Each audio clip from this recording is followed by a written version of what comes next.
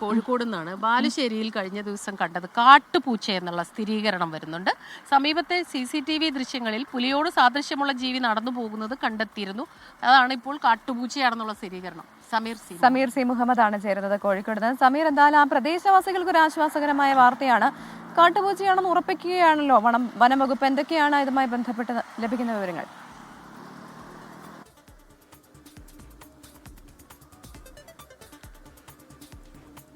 കവിതാസ്മിത, തീർച്ചയായും ആ നാട്ടുകാർക്ക് ആശ്വാസം നൽകുന്ന ഒരു വാർത്തയാണ്. ഇന്ന് പുലർച്ചയോട് കൂടെയാണ് ഇത്തരത്തിൽ അവിടെ പുലിയെ കണ്ടു എന്ന് നാട്ടുകാർ പറഞ്ഞത്. അതേ തുടർന്ന് വിശദമായിട്ടുള്ള പരിശോധന വനംവകുപ്പ് നടത്തി. പ്രധാനമായും അവിടെയുള്ള സുബൈദ എന്ന പ്രദേശവാസികളുടെ വീടിനോട് ചേർന്നാണ് ഈ പുലി എന്ന് സംശയിക്കുന്ന ജീവി കടന്നുപോയത്. തുടർന്ന് നടത്തിയുള്ള പരിശോധനയിൽ ആ CCTV ദൃശ്യങ്ങളിൽ അത്തരത്തിൽ ഒരു ജീവി പോകുന്നതും കണ്ടു. അതേ തുടർന്നാണ് പ്രദേശവാസികളെല്ലാം വലിയ ആശങ്കയിലാവുകയും പിന്നീട് കാര്യങ്ങളെല്ലാം വനംവകുപ്പ് ഉദ്യോഗസ്ഥരെ അറിയിക്കുകയും ചെയ്തു. വനംവകുപ്പ് ഉദ്യോഗസ്ഥർ രാത്രി തന്നെ എത്തി വിശദമായിട്ടുള്ള പരിശോധന നടത്തി.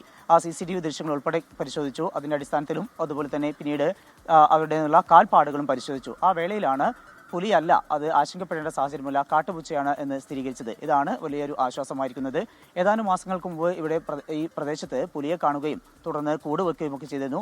അത്തരത്തിലുള്ള ഒരു ആശങ്ക നിലനിൽക്കുന്നതിനിടയിലാണ് ഇന്ന് ഈ പുലർച്ചയോടുകൂടെ ഇത്തരം ഒരു സംഭവം കൂടി ഉണ്ടായത്. ഏതായാലും ആ ഒരു ആശങ്കയ്ക്ക് ഇപ്പോൾ അറുതിയായിരിക്കുകയാണ്. വനംവകുപ്പ് ഉദ്യോഗസ്ഥർ പുലിയല്ല, അത് കാട്ടുപൂച്ചയാണ് എന്ന് സ്ഥിരീകരിച്ചിട്ടുണ്ട്. എന്നിരുന്നാലും വലിയ ഒരു ആശങ്കപ്പെടേണ്ട സാഹചര്യമില്ല. പക്ഷേ അതേസമയം തന്നെ വളർത്തു മൃഗങ്ങളെയും അതുപോലെ കോഴി ഉൾപ്പെടെയുള്ള പക്ഷികളെയൊക്കെ വളർത്തുന്നവർ അത്തരം കാര്യങ്ങൾ ശ്രദ്ധിക്കണം. ബാലുശ്ശേരിക്കാർക്ക് താൽക്കാലികമായിട്ടൊരു ആശ്വാസമായിരിക്കുന്നു.